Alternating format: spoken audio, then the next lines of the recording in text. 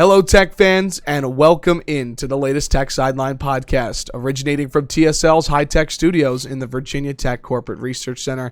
Whether you are watching or listening live or archived, we're so glad you could join us today as we record on Monday, November 4th, and break down what was a heartbreaking 21-20 win for Notre Dame over Virginia Tech on Saturday. Our crew today, two of them were in Blacksburg this weekend. Two of them were in Indiana. Behind the scenes, our producer, Malcolm Stewart. He was in Blacksburg, as well as myself, Evan Hughes, your podcast host. These two are returning from South Bend yesterday. We've got our managing editor, Chris Coleman, and our founder and head honcho, Will Stewart.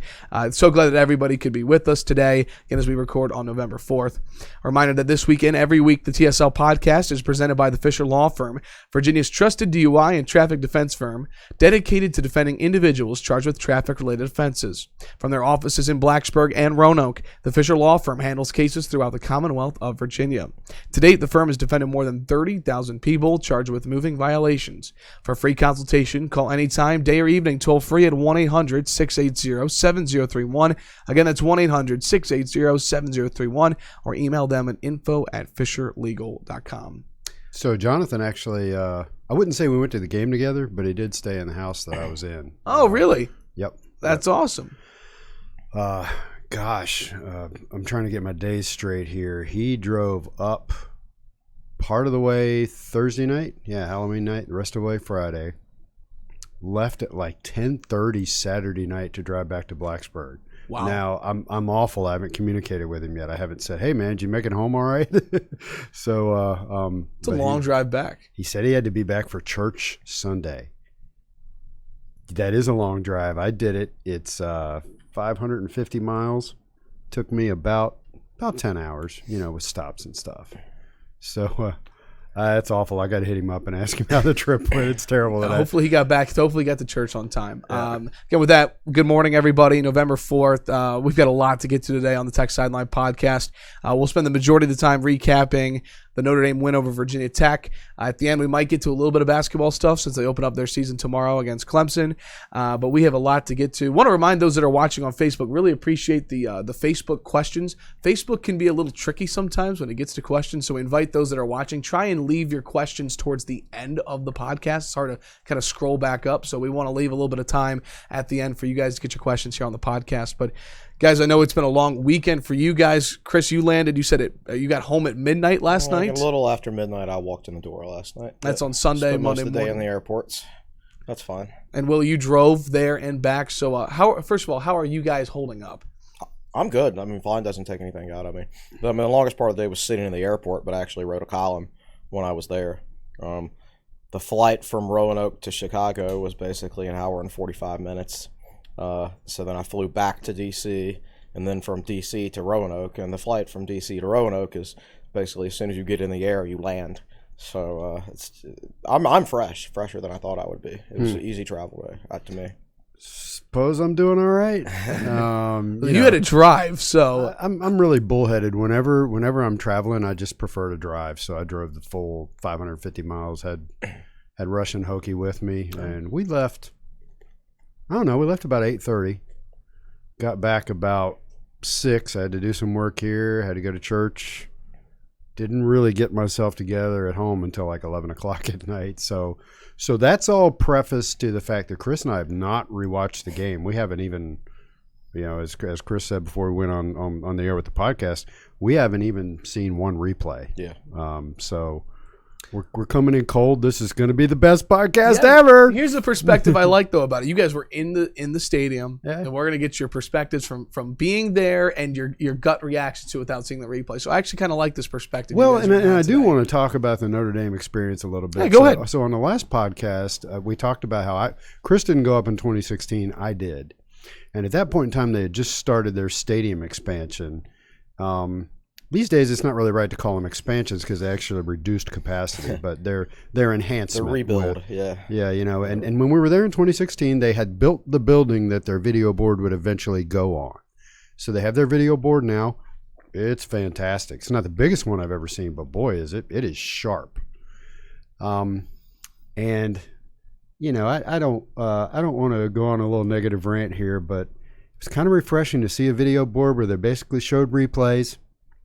didn't blast you with a lot of music, didn't run a lot of commercials. And I'm sitting there looking at it going, is that just a decision on their part? Or, I bet if you go back to the early days of when Tech first had their video board back in 2000, I think is when they put it in so they could show Michael Vick highlights.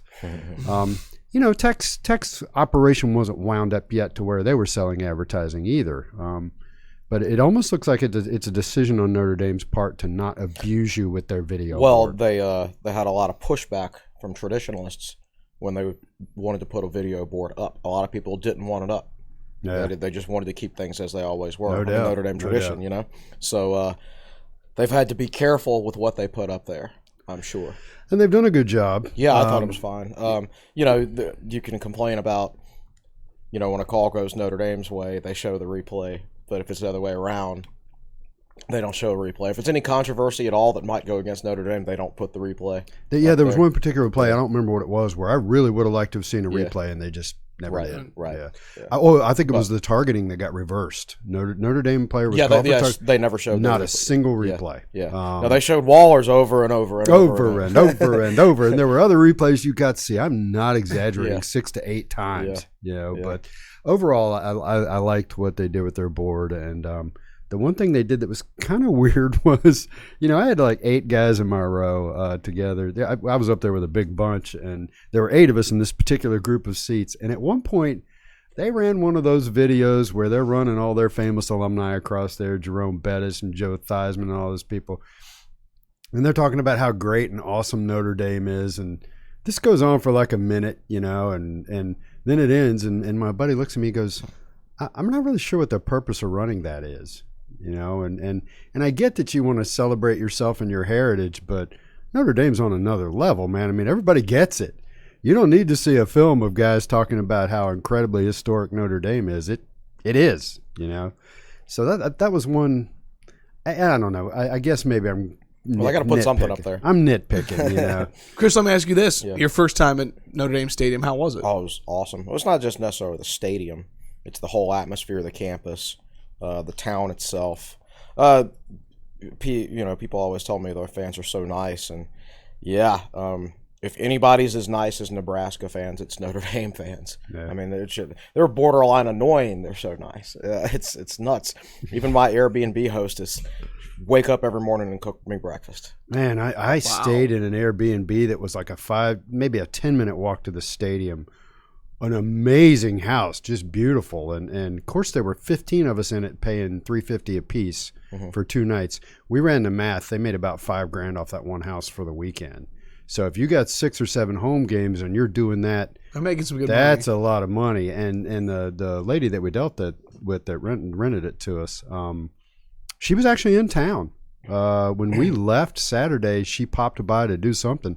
So this is a decision I guess she and her family have made to rent the house. The lady in our house was retired, and she stayed there the whole weekend. It was us, her, she was her actually 2 dogs, there and her cat. cooking breakfast, we just hung out with her, cooked breakfast in the morning. Man, it was great. Man, that's awesome. That is pretty cool. Well, the experience was great. I'm sure we'll kind of get more into that a little bit later as the podcast goes along. But we do need to dive into the game itself, the 21-20 win for Notre Dame that featured a lot of highs and lows, just as any football game does, but from a near 100-yard scoop and score for Divine Diablo to a game-winning touchdown drive from Ian Book that had 4th down conversions and so everything in between. Will, how do you summarize the loss for Virginia Tech? So it was I don't know if people are going to like hearing me say this, but I was more calm during this game than I've been at any other close game that I can think of. I don't know what was going on inside my head, but I just kind of stood there and watched the whole game. Didn't really get that worked up, high or low, about anything. And I think it's because my expectations going in, we talked about this on the podcast. Yeah, I picked Notre Dame to win by 10, but Chris and I had this expectation. People asked me, what do you think is going to happen? I said, the only thing that would surprise me is if Notre Dame blew Tech out. I think either it would be a close loss or Tech will find a way to win. And that's exactly how it unfolded. And I guess it was this weird thing where since I was basically watching what I thought would happen, I didn't get that wrapped up in it. And I also personally am more interested in what happens the rest of the way with trying to win the Coastal. That's what I'm into. I'm not really into that game at Notre Dame. If I had gone up there for this game 5, 6, 7 years ago, I might feel differently. Having been up there in 2016 and experienced how nice their fans are, I don't have the hate for Notre Dame that everybody else has got. Way. You Not at know, all. you sit here from a distance and you criticize the fact that they got their own TV contract, that they're not joining a conference. Yeah. You think I'd be in the ACC instead of an independent? If I could be an independent, no way. Virginia Tech could be an independent if they could, right?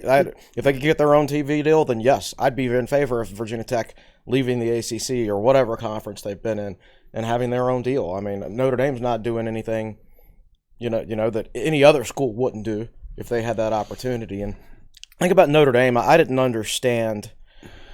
There's some things about them that I didn't really understand. I was in a restaurant eating, and they had all their national championship banners up in there, and they haven't won one since 1988. So they've just won one in my lifetime. And I don't think the environment in college football these days is conducive to Notre Dame winning another national championship. And I think they realize that, and I think they're okay with it. I didn't hear one single fan up there talking about playoffs, national championships, anything. They want to continue to do things the Notre Dame way. And if that gets them 9 or 10 wins a year, that's great. I think they think doing things their way is more important than winning that national championship. Because they're comfortable with who they are. They're very comfortable with who they are, and that was refreshing to me. Yeah.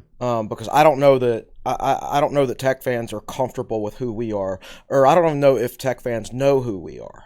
Right.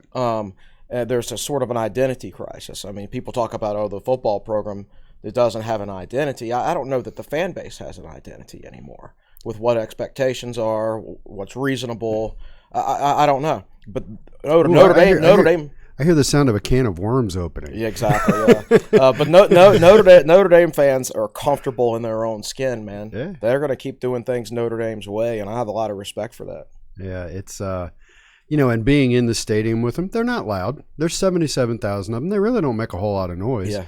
They were excited when they won, but they didn't freak out about it. It's kind of hard to put into words, but they're just pretty mellow with the whole experience. They're extremely mellow. They have a good time and they treat visiting fans well. Yep. So the point I was making was that it wasn't super important to me to beat Notre Dame. 5, 6, 7, 8, definitely 10, 15, 20 years ago, I wanted to knock them down a peg. I just don't feel that way anymore, and I'm sorry if that angers people. Trust me, I got a couple emails that I did read this weekend where people are sending me, pictures of the missed calls, and they're irate. Yeah. And, I'm sure that's another thing we'll talk about later. But I'm saying I was just oddly mellow through the whole experience, way more mellow than I was during the North Carolina game or the Miami game. I was mellow.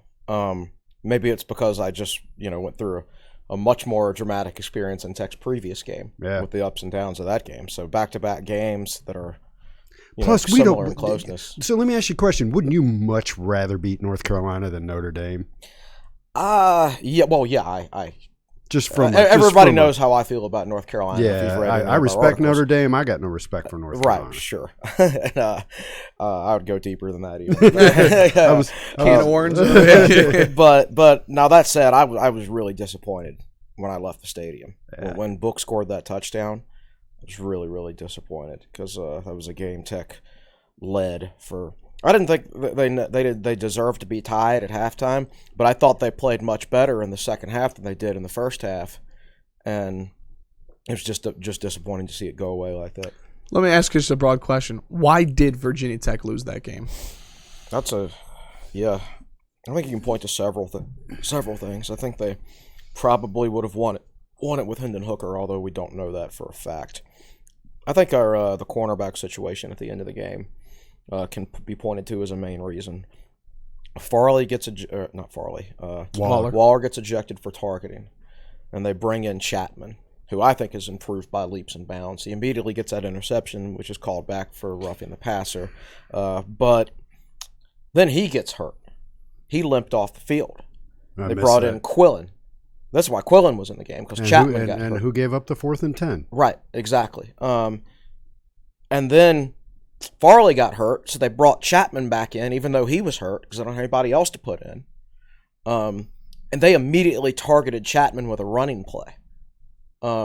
So, I mean, I think the Virginia Tech's lack of starting cornerbacks for the last drive is probably the reason they lost the game. Yeah, everybody's, and trust me, I'm sure there are people on Facebook right now saying, no, it was all the missed calls by the refs. Well, they still could have won the game even with those. And now let's talk about the other thing that I'm sure everybody wants to talk about, why Bud ran a rushing 3 and dropping 8. Because Javon Quillen was in the game. You have to protect him because he can't cover. And I didn't realize that. I wrote my article from an airport yesterday, so I wasn't really thinking clearly. I didn't really think about that part of it until I was in an airplane at some point last night. Elaborate a little bit on that, because Tech was dropping 8 in coverage the majority of the game. But before you elaborate, the flip side of that coin is pressure the quarterback so Quillen doesn't have to cover. Yeah, and there's no guarantee you're going to get pressure. Like, I under no circumstance would I have done a 4-man rush, because Tech can't get pressure with a 4-man rush. Right. So you might as well just rush 3 and have an extra man in coverage. So you either go after him and blitz with 5, 6 guys, or you drop 8 into coverage. And he chose to drop 8 into coverage because I'm guessing because he did not want Javon Quillen to be exposed in man-to-man coverage. And he didn't say that. The weird thing, Bud's comments after the game were like, well, you got to think about that quarterback and whether or not he's going to scramble, and I'm kind of scratching my head going. He said something about having some different personnel in the secondary, and that's what he meant. Did he? It. Okay. Yeah. Okay. I read that in Corey's game recap this morning, actually. Yeah. I think that's the main reason. I'm not sure he calls it exactly like he calls it if he has Jermaine Waller in a corner on that entire drive. And then I'm not sure Notre Dame would have called the quarterback run if Farley hadn't gotten knocked out of the game. I think it was the previous play. Yeah. Chapman had limped off earlier, then they bring him back in hurt to replace Farley, who's hurt, and then Notre Dame runs right at him. And he gave up the outside containment. And that was on the game-winning play? That was the game-winning play. They ran it at Chapman. Well, there were several players that did not distinguish themselves on that play. Right. And I'll just leave it at that. Sure. So I do want to... I never would have expected it. I mean, that was a gutsy call. If he gets tackled, the clock's running, and you have to run, and they have no timeouts left. You have to rush your next play. Yeah. I mean, that's not something that's not a high percentage play. And that's why we were so surprised by it. I mean, our defenders were on their back heel. And I can agree that their minds probably got crossed up a little bit, like, I can't really go after him. He's going to pass. And next thing you know, he's in the end zone untouched, basically. Yep. So let's start with the defense, because they were the story of the game for Virginia Tech, and they kept Virginia Tech in the game the first half and then didn't allow any points until literally the final drive of the game in the second half. Was that the best this defense has played the entire season? Yeah, I would say so. That doesn't surprise me, though. Notre Dame's offense isn't very good, and their only good running back was out. Yeah. So I expected Tech's defense to play well. You're going to look at the box score and say they gave up 400 and some yards. It wasn't a good day, but if you look up yards per play, it was right around 5, maybe a little over 5. Which is tolerable. Oh, it's extremely tolerable. Yeah. UNC was 5.5. And that would rank 87th in the country. Yeah. So, I mean, that was a really good defensive performance by Tech. Notre Dame just had the ball for 30 more plays than Virginia Tech. They ran about 30 more plays, 28 more plays, 27 more plays, something like that. And that was the difference. I mean, all those 3 and outs for Virginia Tech, particularly early in the game. Six out of their first 7 possessions were 3 and out. Yeah, exactly. Right. So, you can't help shake the feeling that if the quarterback situation had been, not to take anything away from Quincy, I thought at times his receivers did help him out, but sometimes they did not either. And so there was so Trey Turner apparently went on Twitter last night and posted words to the effect of, "I'm sorry I screwed up, I got to do better." And Trey dropped 1 or 2 passes that I thought he usually catches. But that, and this is a bit of a tangent, but that's twice that Trey has been hard on himself. Yeah. He fumbled on the Furman game. Yeah, the Furman game, and Fuente said after the game he was, quote, unconsolable, unquote. Yeah.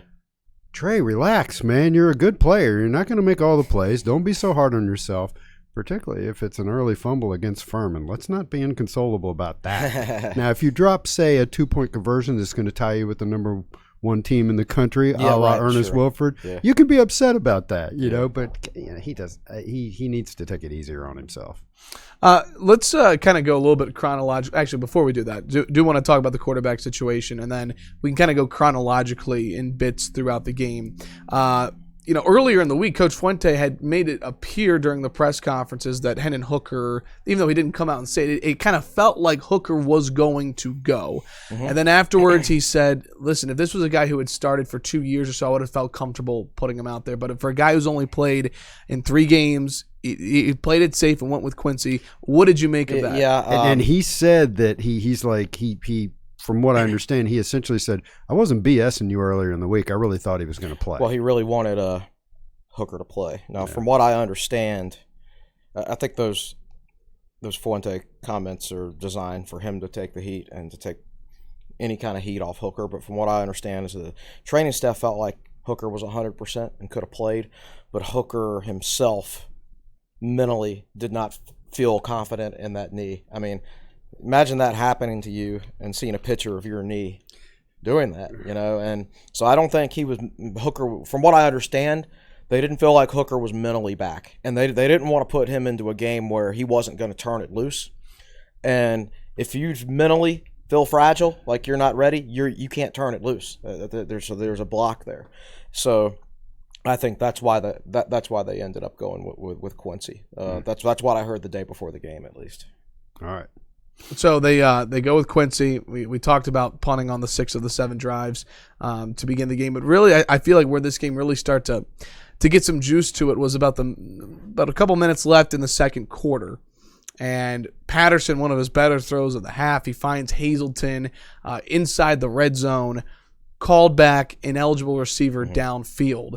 Yeah, that was the pop pass we've been looking for. Yeah. Yep. Yeah, and it was a tough time to call it because Notre Dame is in man coverage the whole time. That's not supposed to work against man coverage. So on that play, Coach Fuente really was upset about it on the sideline. They kept showing him. From you guys, from your vantage point in the stadium, what did you see on that? And what exactly, for those that don't know, because I think that was a question that was on Twitter, why was that called? Like, what is the... It was an ineligible man downfield, and both the receivers were back off the line of scrimmage, but they were kind of at the same depth as the linemen, except for the center. I mean, you see these days the linemen lining up off the line of scrimmage sometimes, it seems like, and officials are very loose in what they call and what they don't call.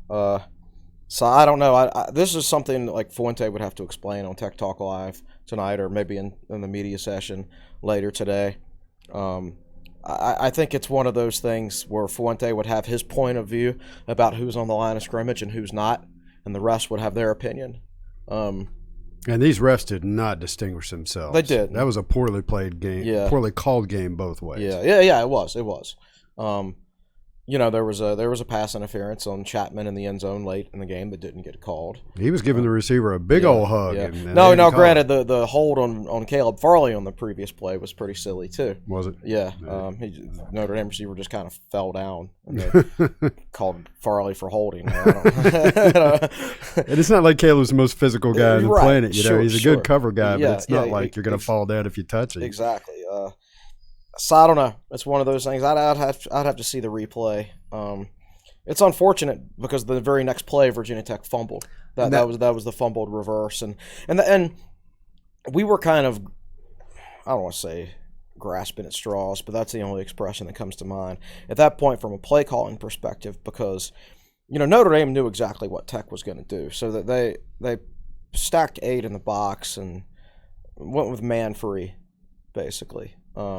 Now, in hindsight, maybe Tech should have gone 4 or 5 wide sometimes and tried to spread their defense out a little bit. Maybe that's something they could have done.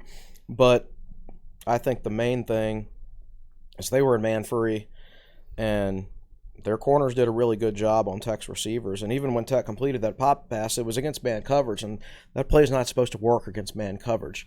And that corner did a good job. Hazelton was who caught that ball? Was it Hazelton? He was well covered on that play. And he would have been down probably around the 15-yard line or thereabouts. He was inside the 10. That was my end of the field. Okay. He was at like the 7 or 8 yard line. Yeah, I guess you're right. I was on that end of the field too. Actually ended up sitting with Riley Hokie. Yeah. I wondered. Yeah. Yeah, because Jonathan said you were not up in that. Riley, he gave me 2 tickets before the game. I was like, "Want to sit with me?" I'm like, "Sure." Yeah. There you go. So you mentioned the fumble, and then Notre Dame looks like they're about to go up 21-7 before halftime. Rayshard Ashby pops the ball up in the air on a give right up the middle, and then Diablo takes it to the house, scoop and score. I feel like the easy answer to this question is going to be really important, but how big of a difference is it down 21-7 at halftime, tied at 14? Down 2 scores when you can't move the football. I mean, at halftime, the total yards was something like 243 to 85. And that could have easily been 21-7 with the yardage in Notre Dame's favor, and you're like, man, we have no chance to win this game. Yeah, and you're just playing out the second half. You're just playing out the second half, exactly. And Virginia Tech's touchdown came off of, it was an interesting, and maybe you remember the details, I haven't had a chance to review it. It was a fairly long drive, but it was aided by a couple of penalties. Yeah. They made one big play, and then they executed in the red zone and got the touchdown. Quincy's first 2 completions were that 4th down conversion and then the touchdown pass, I think. Right? Yeah. I don't know. We talk about how, Virginia Tech could have won the game with some better officiating or if the cornerbacks didn't get hurt or whatever, but 98-yard fumble returns for touchdowns are fluke plays. Now, you got to get your hat on the ball. That's a 14-point swing. You got to do everything right, but at the same time, it's still up to the running back to fumble. It's still up to the football gods to have that ball bounce right to your free safety with nothing but green grass in front of him. Those plays are flukes. And so from that standpoint, if you're a Notre Dame fan, you're just sitting here thinking, man, if we hadn't thrown that pick in the end zone, if we hadn't fumbled at the 1, we'd blown those guys out. And and we'd be saying the same thing if the shoe was on the other foot. And another play nobody's talking about is when Ian Book just threw the ball straight to Dax Hollifield. Right. Like, what are you doing, man? And I think they were in field goal range at that point. And they were. I think they were moving and looking like they were going to score a touchdown. He picked that off at about the 15-yard line there. By the way, for Dax, 7 total tackles, 2 of them for tackles for loss, and a sack and interception. He had his strongest game. He's gotten a lot better. He's getting better. Yeah. So 14-14, and then looking back on it, I mean, when we do these, it's all about the woulda, shoulda, couldas, and you can always examine it that way. But Tech getting a field goal on the opening drive of the second half compared to a touchdown. Mm-hmm. Certainly looking back on it, that was a critical. So I was responsible for 10 points because late in the first half, I went down to go to the restroom, and then when I came out, I'm like, I'll get some food before everybody comes down for halftime. And of course, they have TVs down there. I can't quite see them, but people start yelling, and I back up and look at the TV right about the time Diablo's at the 50. So I get some food. I hang out during halftime. Second half starts without me going back into the stands. And Virginia Tech kicks a field goal. So while I was underneath the stands, Virginia Tech scored 10 points. 10 of their 20 points. I went back, and of course I went back to sit in my seat, and I got the old, you sure you want to come back? Yeah. I should have left. When Notre Dame got the ball at their 13-yard line with 3 minutes left to go, I should have gone back underneath the stands. It's all my fault. It's all on Will. I'm kidding. No. But the field goal, I mean, that was an important drive. You look back on it because could have put Tech up. Yeah, it certainly could have. And there were multiple chances when Tech was up 17-14, and then they had to kick a field goal instead of scoring a touchdown. If they had scored a touchdown to make it 24-14. That was the one where there were a couple of fade route attempts into the end zone, right? And then a run and kick the field goal. Yeah. And Fuente explained that. He said, we threw the fades when they had their safeties up at the line of scrimmage and we had man coverage. We ran it when their safety was back. So and he was basically like, you got to make a play. Right, yeah, and he's correct. I mean, there's a reason Tech has been so successful on those fades the last few years, and it's because when they get the matchup out there one-on-one with receivers like Tech has, it's a high percentage play. Just in this case, they didn't get made. Yep. So one drive I want to go to, which, by the way, no points were allowed on this drive, which I think everyone forgets. But do want to discuss, which we did a little bit earlier, about Jermaine Waller getting ejected for targeting. Came in on a gang tackle and got him. Yeah. And that was Ashby made such a great play on that. Tackling him for a 3 or 4 yard loss, and they would have had the ball in about the 5-yard line. Second and long. No points were scored on the drive, but, man, that could have been a field position flipper thing. Yeah. I must confess I was rather upset with Jermaine Waller on that play because in the stands watching the replay on their video board, it really. It was clear target. It was. Yeah. It was the definition of target. He made a decision late when Ashby really had the runner wrapped up. Waller made a decision. One of those things you see guys do that, and I swear sometimes that's like half of targeting calls is when a guy's already about to be tackled and another guy comes in like a heat-sinking missile. Head down. Yeah, head down. Yeah. All you got to do is just go fall on him. You know. The only bummer about that is if you watch replay, the guy the ball carrier's momentum is going down. Now it just happens to. Now that's one thing. Now it can be avoided by you can go in hard but keep your head up. Right. Just don't go in basically with your eyes on the ground. Go in with your eyes looking at the ball carrier, and you're fine. A lot of targeting calls would be prevented by proper tackling technique. Right. Period. End of sentence. Exactly. And let's open up another slight can of worms for about 30 seconds. I have an issue with football in this country, and that there's not one governing body for football at all levels. Like the rules are different at every level. So like an 8-year-old's getting taught something. You think an 8-year-old's worried about targeting? No. So things like that are, Jermaine Waller started doing that when he was 8, 9, 10 years old, right?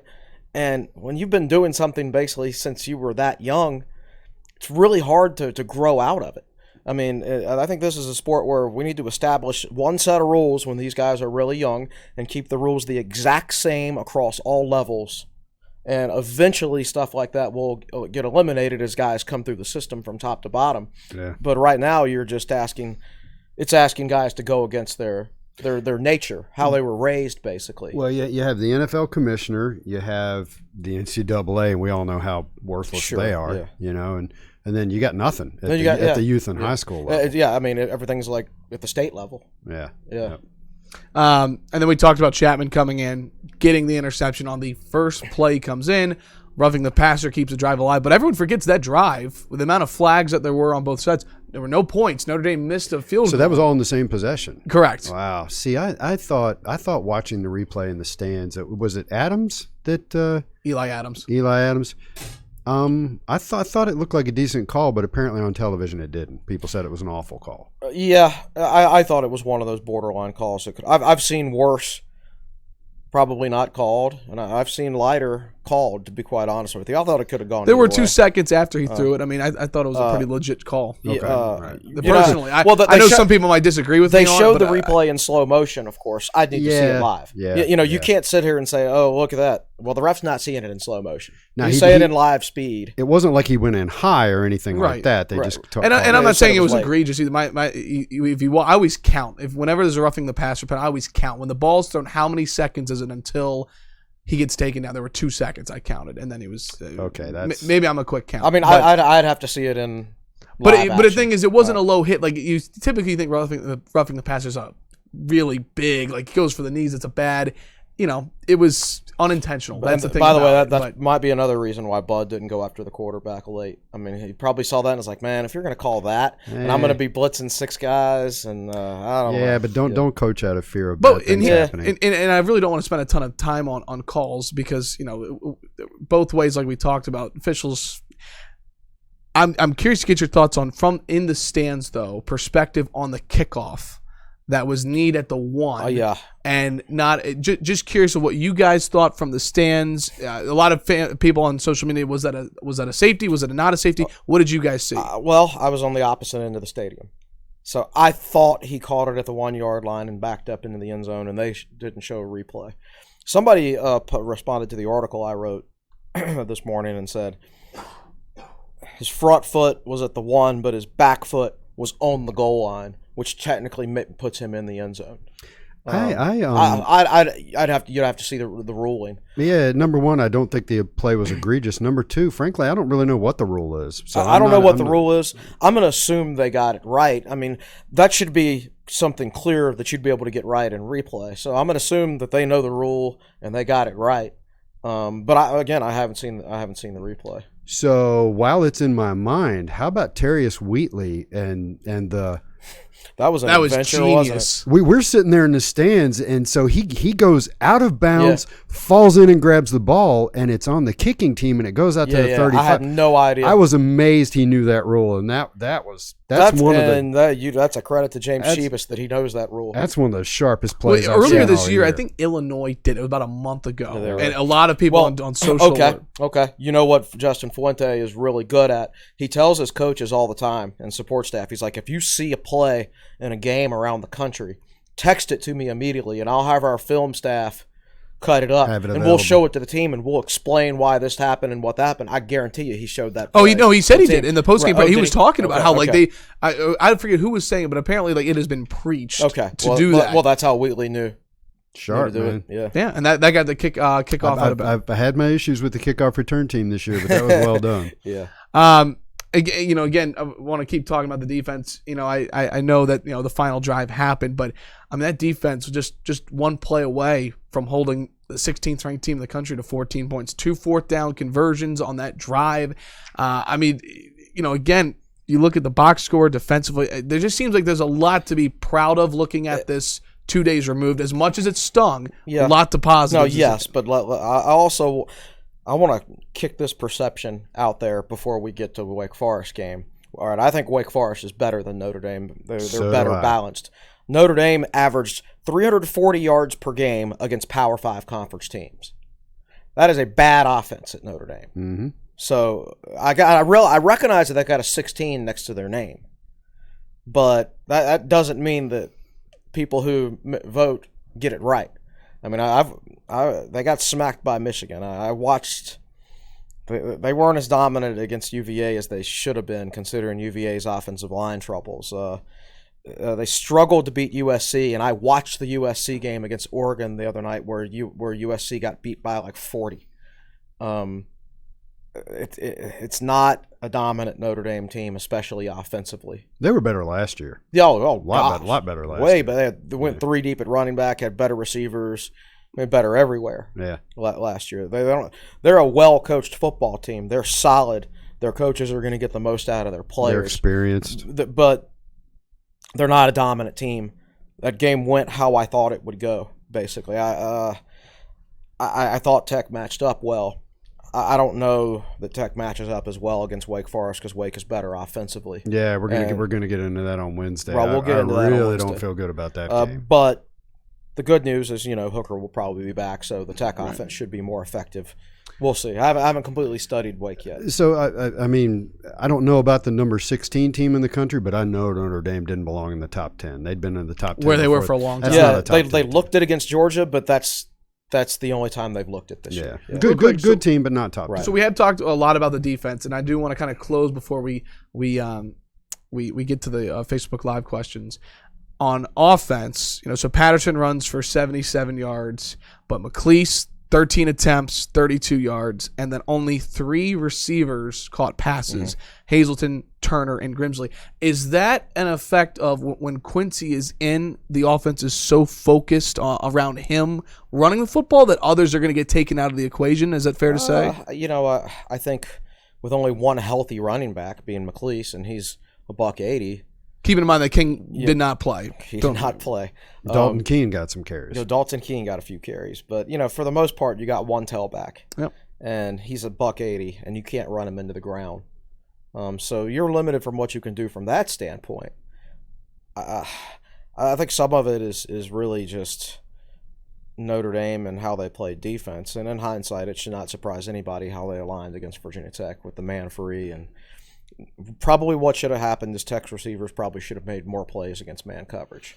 I noticed some instances where, Tech's guys struggled to get separation. Yeah. And there was one particular instance where I watched the receiver and the route was sloppy. Mm-hmm. It was half-hearted, and we'll just leave it at that. Yeah. Oh, so let's do this. I'm looking at our Facebook Live feed right now. I'm sure Malcolm's looking at it right now. We got a lot of questions coming. I do want to remind, for those that are watching right now, if you asked a question at the beginning of the podcast, for some reason Facebook is weird and we can't see that. So feel free to ask your questions now that Will and Chris will get to in just a moment. We'll step aside for a timeout. When we come back, we'll get to your questions. This is the Tech Sideline Podcast presented by the Fisher Law Firm.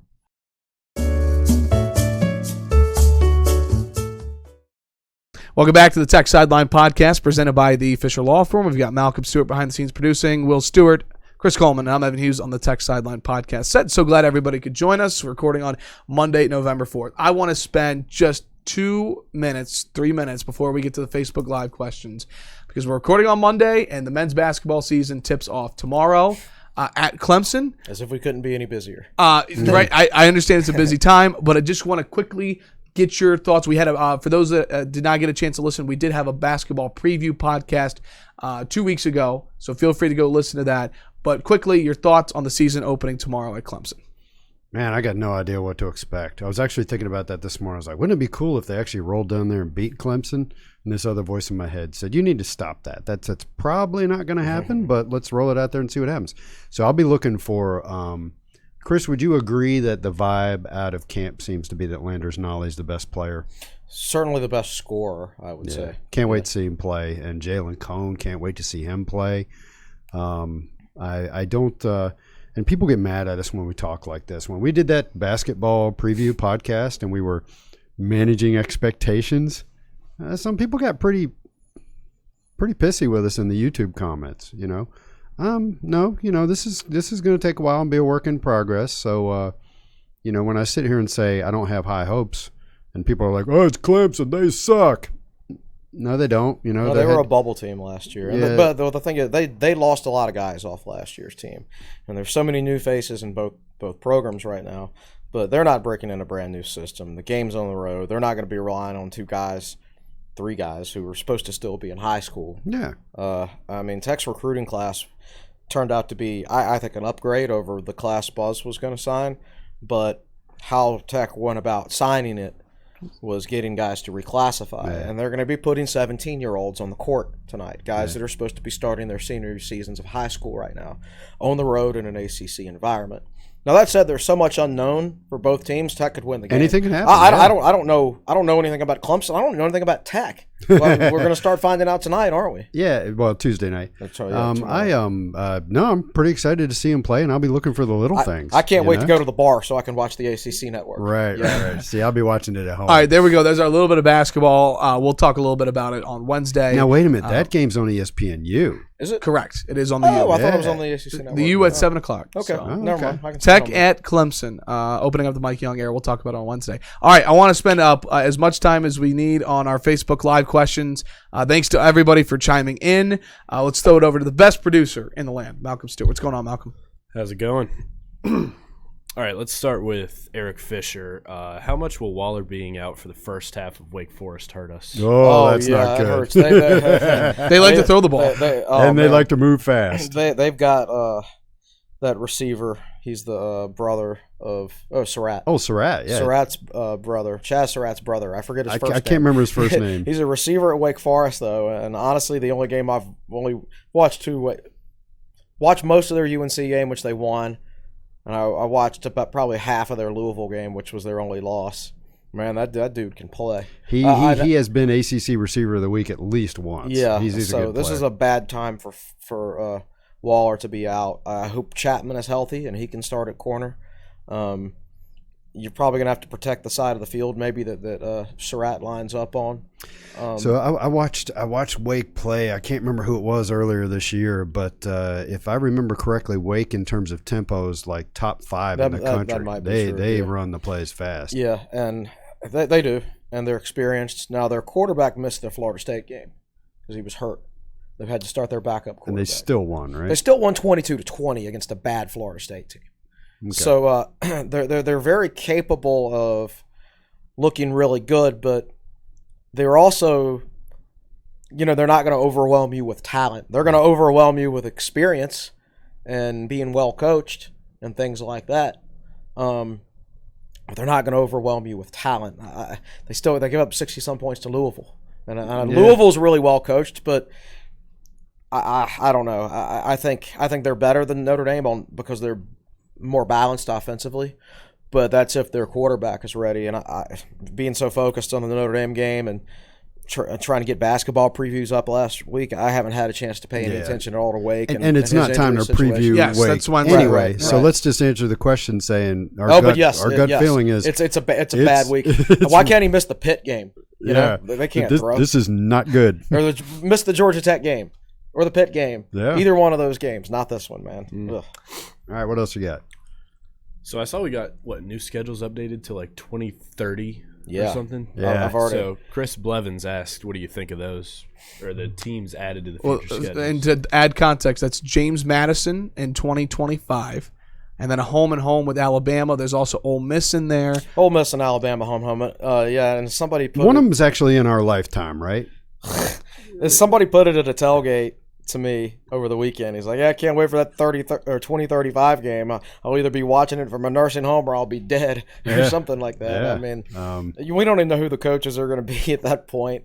We don't even know if Tech and Alabama will be in the same division. We don't know how much college football will change between now and then. So I'm guessing the money disparity between Virginia Tech and Alabama right now, from a percentage standpoint, is greater than the money disparity between like Virginia Tech and Richmond when Division I football split between 1A and 1AA back in the 70s. Yeah. You know. Yep.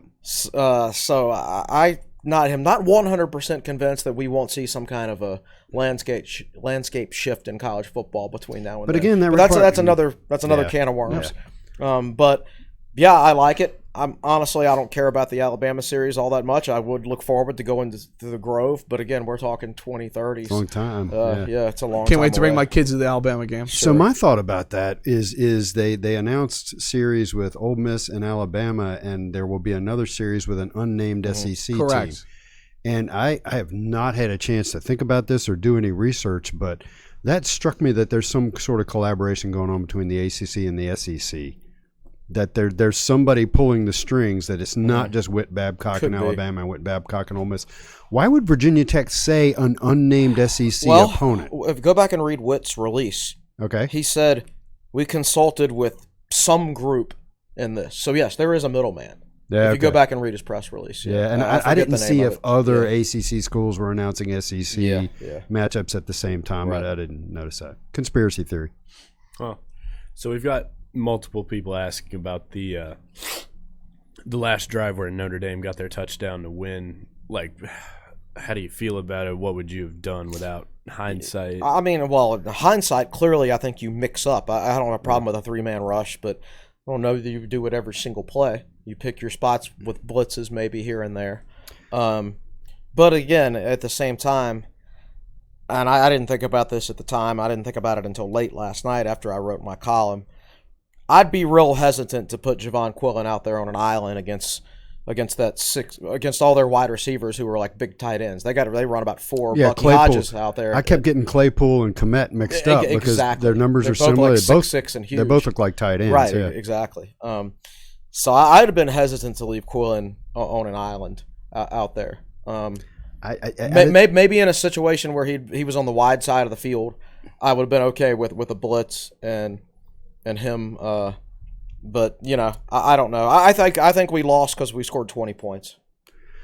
I think I have a couple thoughts on it. Number one, out of 18 plays, I would have taken my shots at that quarterback probably at least 3 times. Mm-hmm. I would have been careful what personnel I did it with because Rayshard Ashby and Dax Hollifield, they both have sacks. Sure. They are not guys that respond quickly laterally. Right. So I would have been more likely to run Tisdale in. Sure. And blitz Tisdale. Yeah.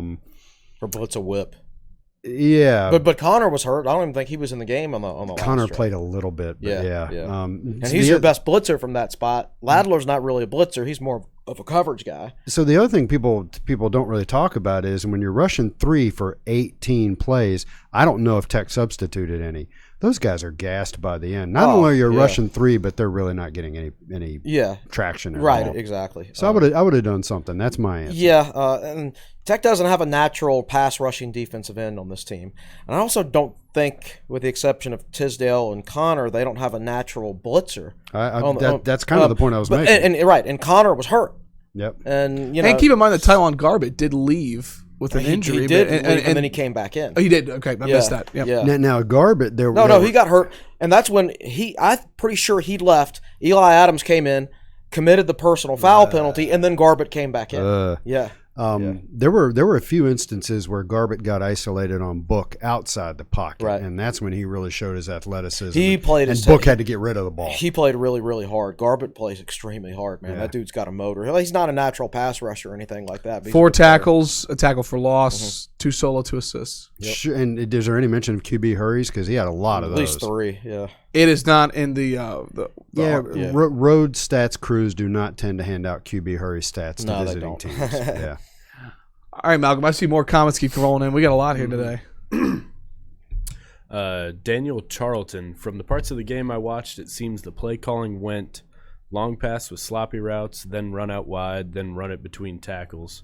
Did you see anything differently? Well, I just think they're so limited with what they can do with do you Quincy. Yeah, I Patterson. don't disagree with that. I don't disagree with it, but I don't know exactly what Quincy can do. I think he's very limited. You're talking about a guy who threw 70 passes as a senior in high school. As a comparison, Trevor Lawrence threw more passes as a freshman in high school than Quincy threw his entire career high school career.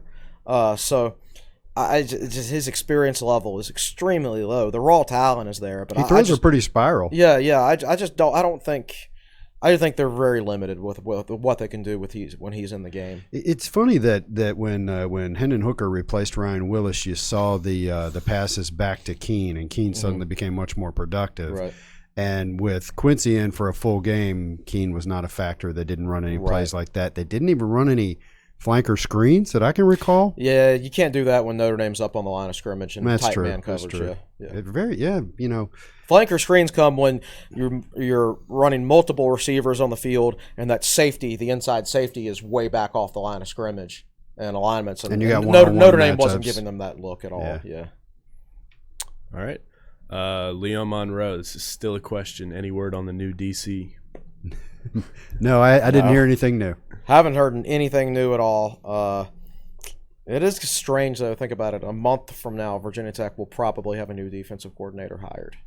That's true. Yeah, and yeah. But no, nothing nothing new on that, new. Leo. I think that's the last one for no. Is King in the doghouse for more than a game after skipping practice? Okay. So you Well, Tom, we don't know what the reason is. There's nothing that was. Do we? Yeah, I mean, we do. okay, all right. Not. I mean, that hasn't been said officially, but That's what. okay. that's what Since I'm the question got asked on Facebook and it's out there in public domain, the rumor is Keshawn King skipped practice earlier this week and was late to another practice Last week, yeah. last week leading up to the Notre Dame game. Would not have mentioned that if someone didn't put it out there on Facebook. So it's out there, so we'll address it now.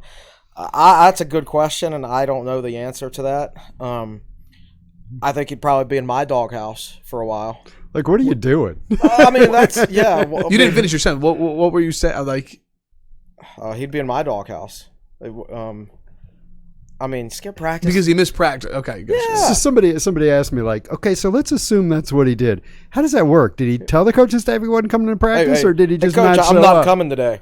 Okay, or I just don't show up, which is worse. No, when you don't show up, I mean, Maybe they won't notice. right. They won't notice that their number 2 tailback isn't in practice. There's today. 105 guys Yeah, out there. yeah. Maybe they won't notice I'm not there. You know, honestly, they're mad at him, of course, but they're also, you got to be like, dude, we didn't know where you were. We were worried about you. Right. You know? And I don't understand, like, in what world, I don't remember things that went through my head when I was 18, but I never would have skipped football practice.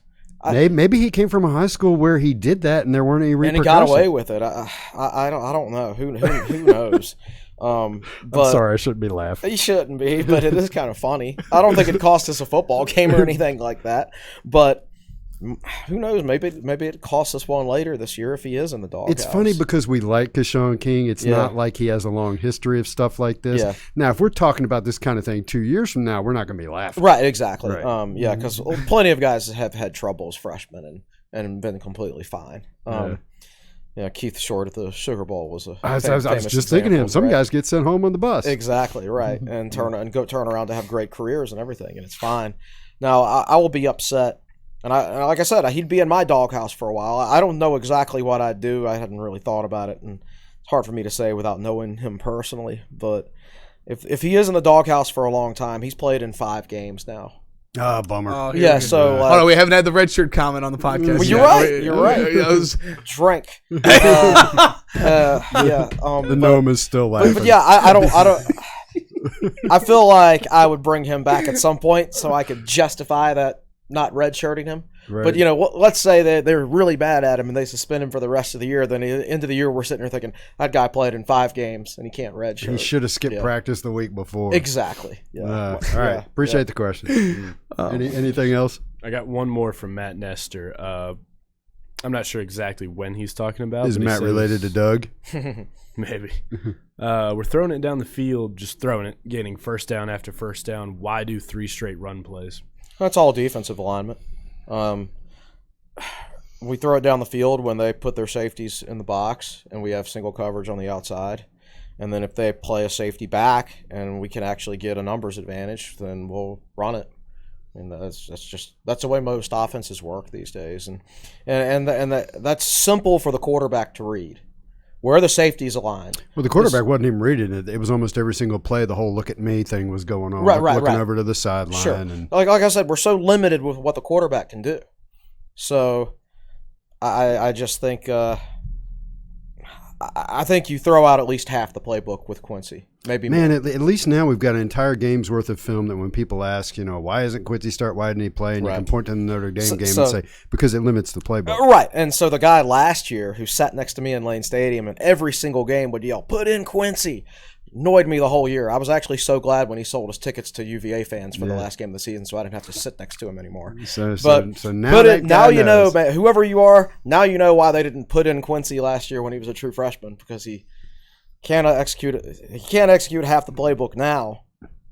How much do you think he could do last year? Yeah. And, hopefully he'll get there. No, he's a smart guy. He'll But be that's where he fine. is right now. But yeah. All right. Well, thanks to everybody for chiming in on Facebook. Really appreciate the questions. As always, to close out the podcast. This is going to be a busy week here at TechSideline.com. Basketball season, football season, the crossover has begun. Yeah, so Chris did manage to get an article up late last night. I don't know what I'm going to do. I'll try to get something for Tuesday. I was thinking about watching the game and going over all of the missed calls on both sides and kind of here's the ramification of those calls. Like you mentioned, the targeting and all that. Excuse me, not the targeting, but the late hit on the I did see some quarterback. comments of people disagreeing with me. I don't know. I mean, I think it's just all judgment of when you watch it, and it's open for. What did that penalty cost? It cost a little field position. It didn't cost points. I was thinking about doing that sort of breakdown, so we'll see. So we had the basketball game Tuesday night. We got to give a shout out to the wrestling team for stomping 29-10. Did they really? Yeah. They did. So They Tech were- was ranked 16th. Missouri was ranked 9th. Is that right? Yep, that's correct. And they laid a whipping on Missouri, 29-10. They Yeah, they they were had lost to him the last 2 years, right? last 3. Did Roby say they've never beaten Missouri? They lost the in time he's 2004, and then they wrestled them the past 3 years. Contract expired. Coach Smith of Missouri, Coach Roby of Virginia Tech wanted to keep it going, and so this was the first time Virginia Tech. They won, I believe it was 7 of 10 matchups, and one of them was forfeited. One of the correct. ones that, and that was with no Mekhi Lewis.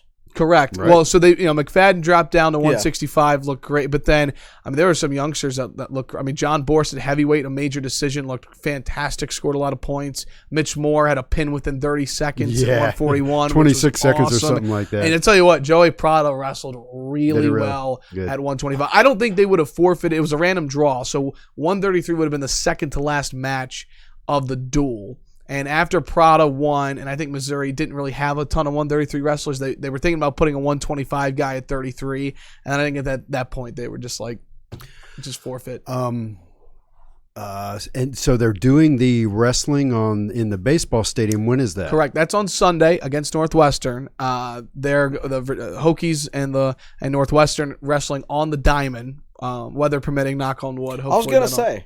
I was like, that doesn't seem like great weather for outdoor wrestling. Hey, Tony, that's pretty ballsy there. And he said, well, if the weather's bad, I guess we'll just go inside or something like that. But I think it'll be interesting. Again, you credit Virginia Tech and Coach Roby for trying to find creative ways to enhance the wrestling experience for the Moss Arts Center. Oh, so you weren't running that podcast. I said, yeah, that's Atlantic Union Bank getting a little more bang for their sponsorship buck of English Field. Yep, 100%. So that's on Sunday, and so and they had the Southeastern they changed. It was the Hokie Open, but then they changed the name of it. But they're open at the Berglund Center on Sunday. And tell you what, guys at 125 really Latona, and there's a lot of bright talent in that wrestling room. So that's a big win for Virginia Tech over Missouri. I mean, they 29-10 is. I imagine Tech will jump from 16th to, I don't know, maybe 12th. And some of the other rankings had them at higher spots, but Right. I think that last year they lost. No, I'm not 100% sure on that, but they did wrestle Northwestern. I believe it was pretty close. So Sunday should be a good one at Atlantic Union Park. Did they change the name? They are no longer Union Bank. They're Atlantic Union Bank. There we go. Yes. But yeah, just kind of wrapping things up again. TechSideline.com. Will there be any basketball stuff this week? Yeah, I'll have a Clemson preview out. I don't know if it'll be today. How are you going to do that? I don't know. All right. And then basketball writer needed. Apply within. Anyway, go ahead. Yeah, no. Women's basketball opens up their season tomorrow as well. At home? And at home, yep. And then Tech men's hoops will be at home on Friday. Home opener. So a lot of great stuff coming up this week. Again, a reminder to follow Tech Sideline on social media. We're on Instagram, Facebook, Twitter, YouTube, all at Tech Sideline. Be sure to like this video if you're watching it archived. Subscribe and like, please. Subscribe and like. And we'll be back on Wednesday to preview Wake Forest. As you kind of heard throughout the podcast, I think these guys will have some interesting takes on Wake because they're pretty good, according to Will and Chris, this article today. 7-1 for a reason, man. We'll recap the Tech-Clemson game, and again, we'll get you set for Tech and Wake Forest on Wednesday's edition of the Tech Sideline Podcast. That'll do it for our episode today. Thanks to everybody for listening and commenting. For our producer behind the scenes, Malcolm Stewart, our managing editor, Chris Coleman, our founder and head honcho, Will Stewart. My name is Evan Hughes, saying so long. Thanks so much for listening to the Tech Sideline Podcast presented by the Fisher Law Firm.